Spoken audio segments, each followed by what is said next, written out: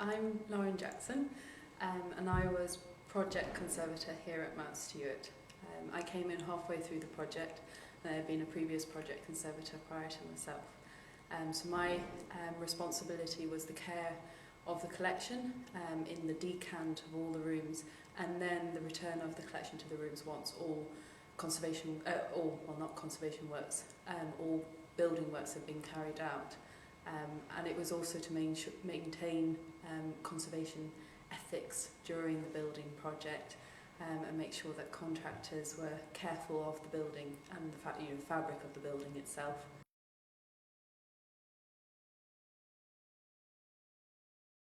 Typical day, I'd come in the morning and check my emails to see what might have come in, what might have altered from change of plans.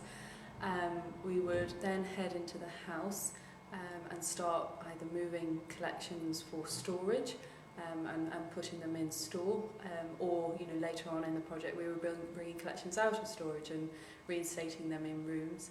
Hanging pictures, it could have involved hanging pictures, it could have involved cleaning textiles, or talking to some of the conservators, specialist conservators who would come to site, discussing kind of what level of work they'd be carrying out on an object or what materials they may need.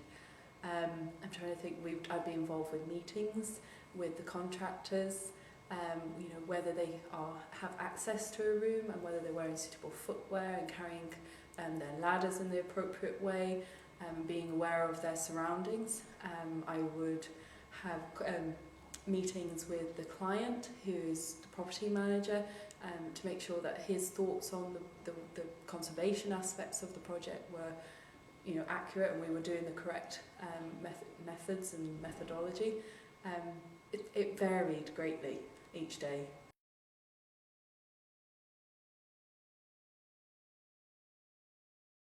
I had never been to Northern Ireland, or Ireland actually.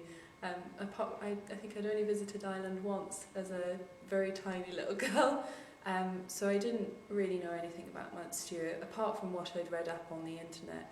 I think that there was a slight connection from the property that I'd come from previously, where I'd been a Project Conservator, which was in Northumberland. So I think is it Frances Anne Van Tempest, who had married into the Londonderry family and brought the wealth from, I guess, a vineyard is in Northumberland.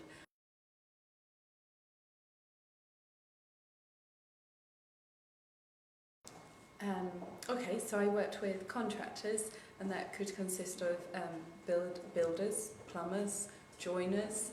I'm trying to think who else we had. Electricians on site. We had to work quite closely because there were floorboards that needed lifting for access to some of the plumbing routes. There were lights, historical lights, that needed to come down to rewire, and so we actually ran a program where some of the electricians had handling in art handling in the handling of delicate handling of the collections, and the rewiring and what they could and couldn't do.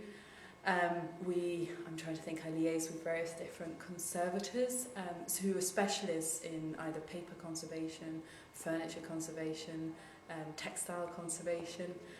I worked very closely with volunteers. Without a supporting volunteer network, we couldn't have completed the decant of the collection and then the reinstatement and the cleaning of the collection. We recruited further volunteers, project volunteers, and they were wonderful. I worked very closely with the client, attending various meetings with them, with external architects, building surveyor, curator, all really important to get everybody's opinions on the project, so that we're all working as one large team.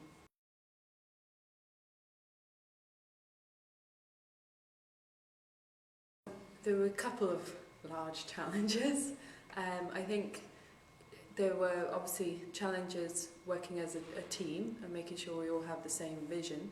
But I think there were physical challenges, such as moving Hambletonian off the stairs for building works to take place.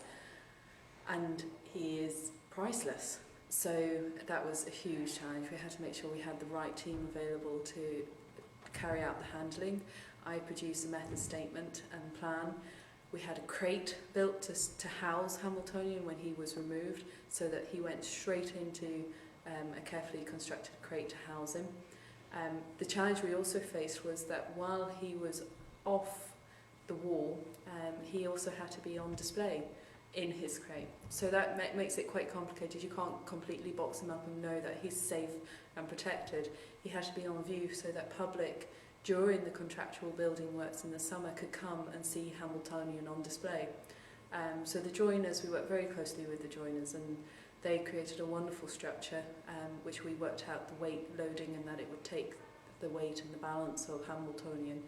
And it worked really well, because during the project he had to move several times whilst he was in storage, and it was on wheels, and we could easily manoeuvre him without having to touch the painting and the picture, and without causing any harm to Hamiltonian.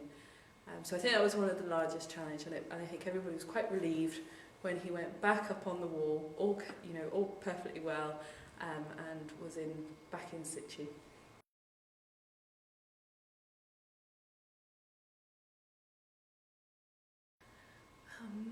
I don't know. I feel very proud of the team who've worked on this project, because without the team, it wouldn't have come together, as you see it today.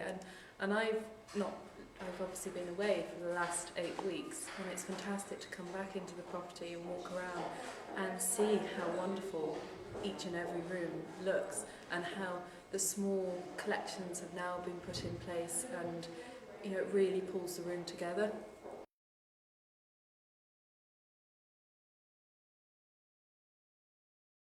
Well, I'm actually now working for the National Trust for Scotland. I left 8 weeks ago for Mount Stewart. My contract was due to come to an end.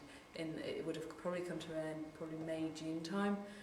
So I'm now working as a regional conservator for the National Trust for Scotland in Edinburgh and East, with the challenge of looking after about 21 properties.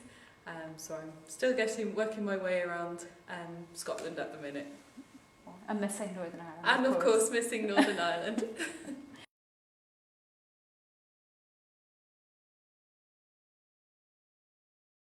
I think one of the main challenges was storage and phasing of the project, because every single room was completely decanted, right down to the curtains, the lighting, the chandeliers. Everything had to be protected in situ, doors, architraving, historic fittings that couldn't be removed. And I think that was a huge challenge, because where do you store a collection that's so vast when the builders need to be in every single room? So I think the phasing a project is something that everybody, I think, with this project can take away lessons and lessons learned, and probably feed that to the rest of the trust and other organisations on how you phase and store collections.